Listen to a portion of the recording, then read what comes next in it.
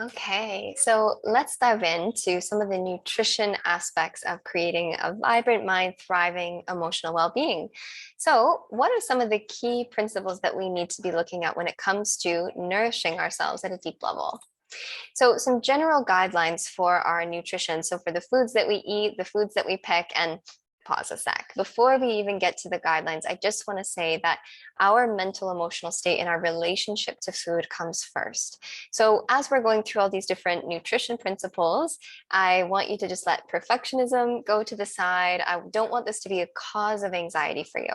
Everything we're doing is going to be in balance, in moderation. We're going to be approaching our nutrition and nourishing our bodies from a place of self-love, from self-compassion, and we're never beating ourselves up.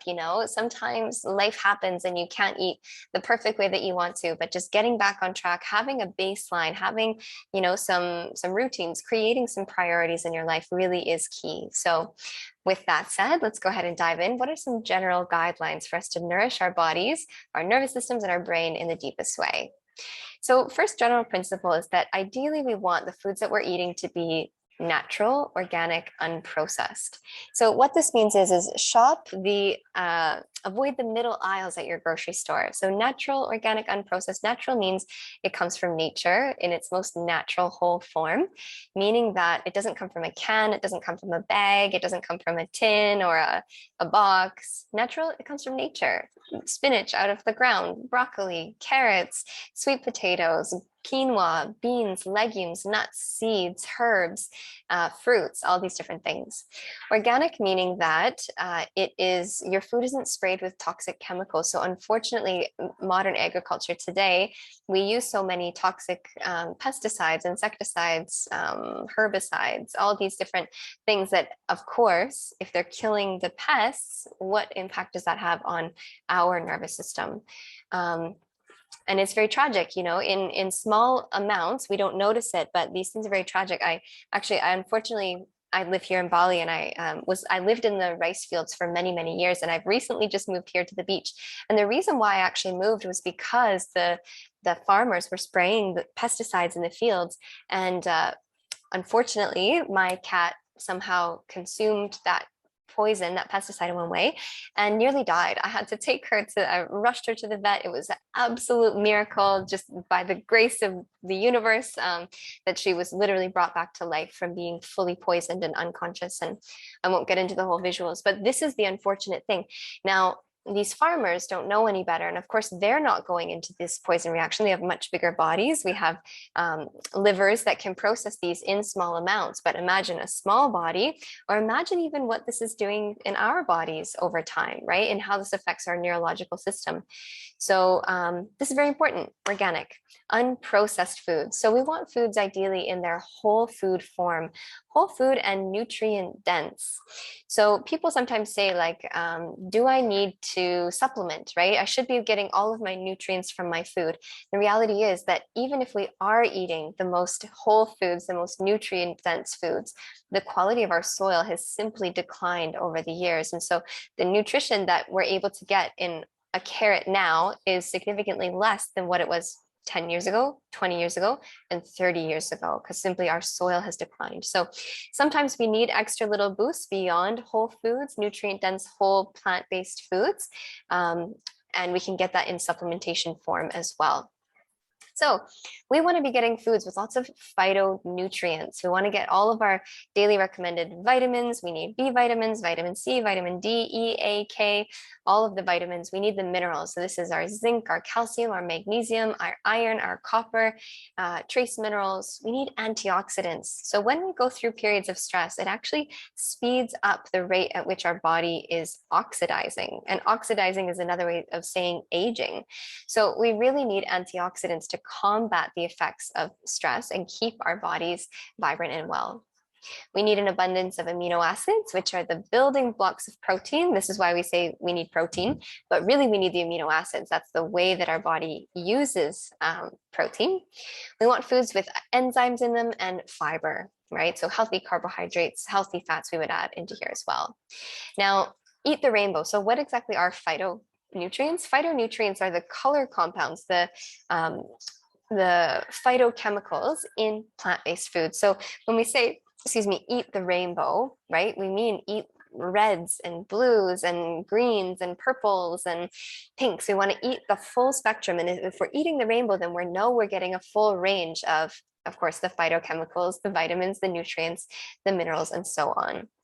So wide variety, largely plant-based foods, if possible. We want at least 60 to 80% of our diet to be plant-based foods.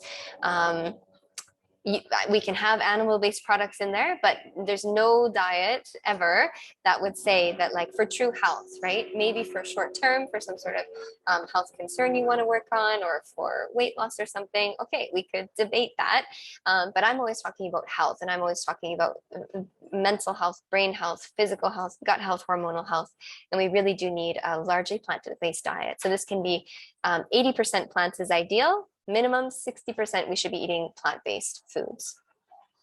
Okay, we want foods that are easy to digest. So here's another example in the connection between the brain and our guts is that, for example, we can be, like I said, eating all the best foods. We're eating organic, we're eating 80% plants, we're eating the rainbow. But if we have any gut health issues, constipation, bloating, loose stools, gas, abdominal distension, abdominal pain, right? And you'll know if you have some digestive issues. Then we can be taking in all the best foods, but we can't actually absorb it. So we need foods that are easy to digest. And a little test for you is, we call this the fork test. So you should be able to, with the majority of the foods on your plate, you should be able to push your fork through the food with ease. So think of a sweet potato, think of steamed broccoli, think of lentils or something like this. Whereas bread, it's quite hard to push your fork through it, or meat is quite hard to push your fork through it, or even raw vegetables and salads, like raw carrots, very hard to push your fork through it, right? So lightly steamed. And how do we make something easier to digest? By lightly cooking it. So I love, when it comes to vegetables, I'm looking at my stove here, we want to be steaming, we want to be blanching, we want to be cooking, just baking. I love baked vegetables, baked broccoli, baked carrots, baked sweet potato, like this, for a little bit of variety and some more texture. Also makes it easier to digest. Here we go. Eat mostly plant-based foods. So here I put it on the higher side, 70 to 80%. We're going to say minimum 60%, but this is definitely more ideal, and ideally around the 80% plant-based. So if you look at your plate, you should have 80% plants on your plate. So let's go into some more specific guidelines. So if we're eating certain things, here's how we can make it better for us. So if we're doing meat and eggs, we ideally want that to be organic, pastured, or grass-fed. So think of it this way. If the animal, and I have my own personal beliefs, you have your own personal beliefs, but let's go at it from like a scientific-based perspective. So this animal, let's say that it's hasn't lived a very nice life. It's been very confined. Its baby was stripped away from it, and it's very stressed. That animal's body is flooded with cortisol. When that animal is like slaughtered at the slaughterhouse, or however it's done, their body is flooded with stress hormones. They're not exempt. They feel stress in their bodies. And from a scientific perspective, beyond ethics, right, just from a scientific perspective, that cortisol doesn't eliminate when we eat its body, right? So if that animal's body is flooded with stress hormones, or injected with steroids and estrogens to make it gain weight faster so that the animal can be sold for more money, all of that is going into our body. So if we would like to consume animal-based products, we want to go for organic. We want to go for the most ethical. Can they be grass-fed? Can they be free range? Can they have the most peaceful kind of end to their life as possible, so that their body isn't flooded with stress hormones? They're not being fed antibiotics or fed things that, by them consuming it and we consume it, we're actually directly consuming those extra hormones, the stress hormones, the estrogens, which has a direct influence, of course, on how we feel. So the anxiety, the stress you might be feeling, the cortisol in your body might not actually be yours if we're consuming that from another animal. It could have been stress. Kind of interesting to think about, isn't it? But it could be the cortisol from their body that we're feeling. Okay, let's talk fish and seafood. So if we would like to do, oh my gosh, almost slipping out of my chair here. If we'd like to do fish or seafood, ideally we want it to be wild caught, and we want it to be low mercury.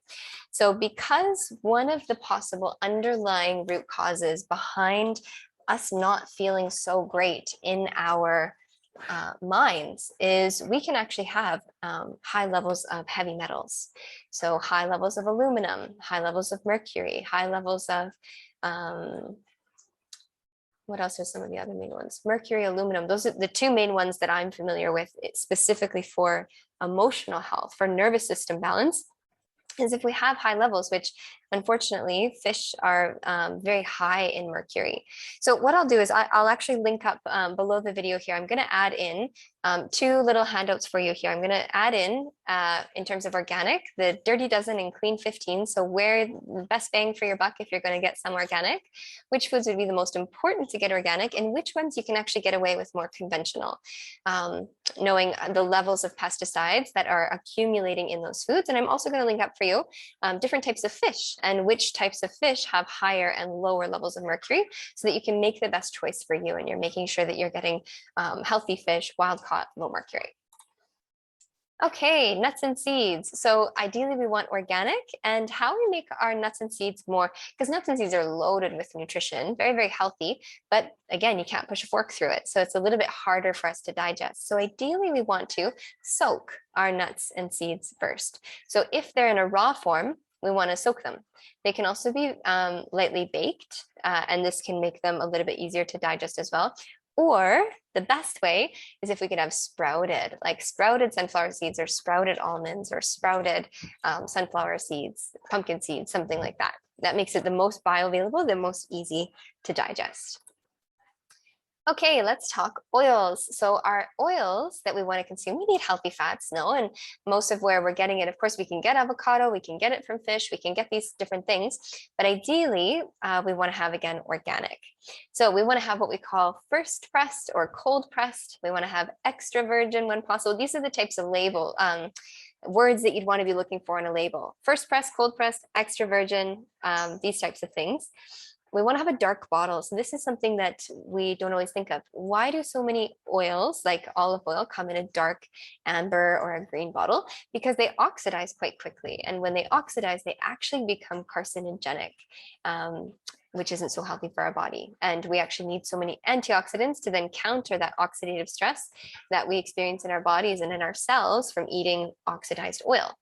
So, I used to do this all the time, and I'm sure many people do, right? Is when we're buying oils, I used to go to Costco I used to live in Canada back in the day.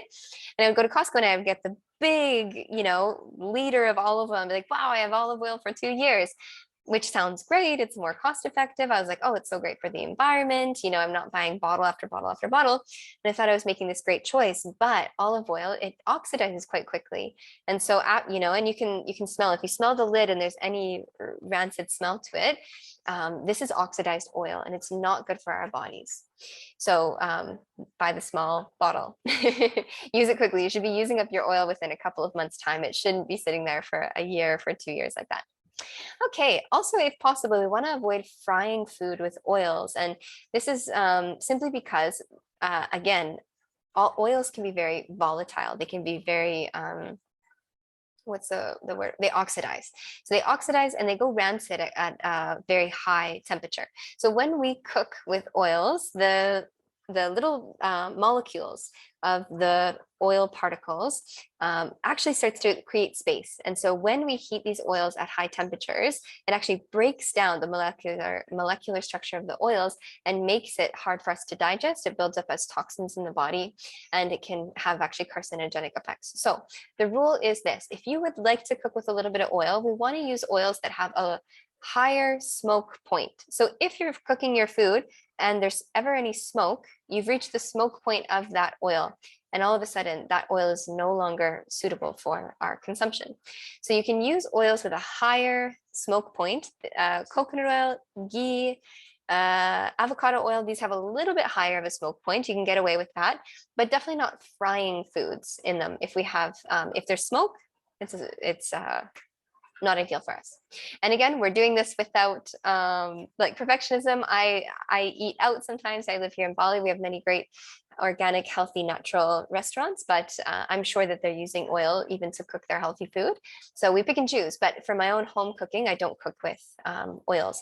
I add it at the end as like a salad dressing. So let's get to that. So salad dressings, we want to avoid buying the ones in the bottle, like the preserved ones that we buy at the grocery store. Make your own because this is a great opportunity to add in so much more nutrition. So salad dressing, it can be as simple as lemon or some sort of citrus with olive oil, some dried herbs and salts. And this is very, very excellent. Herbs, cook with lots of herbs and spices and fresh herbs and dried herbs, all the things. And you can actually add in so much nutrition. So you can make a beautiful salad dressing with like hemp hearts and a little bit of nutritional yeast for some flavor and spices and lemon and make like a beautiful, almost like Caesar salad dressing. You can add pumpkin seeds and it becomes super nutrient packed. It becomes, you added in like another 20 grams of protein just with your salad dressing. And it's a great way to add nutrition, flavor to your meals. Okay, finally, water. So we want to drink half of our body weight in pounds, right? I'm Canadian, so we use pounds in water, and this is ounces. So filtered water we want to use. We want to avoid plastic when possible, and we definitely want to hydrate upon waking. So if we're drinking water throughout our day, to support our gut health and our digestion, ideally we want to wait. We don't want to drink too much with our meals because drinking a lot of water with our meals dilutes our stomach acid. And we need strong stomach acid to kill any bacteria in the gut that won't populate as intestinal bacterial overgrowth or different pathogens. So ideally, we want to drink water outside of meal times, either 30 minutes before a meal or 1 to 2 hours after our meal. And then we're just sipping water ongoing throughout the day.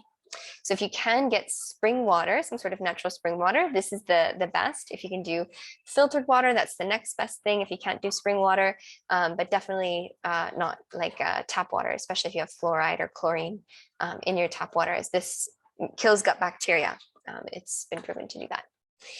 Okay, so we're going to leave it at that for this lesson, and we're going to dive back in with a little bit more specific of what to actually put on your plate for some delicious brain food. So I'll see you back in a sec.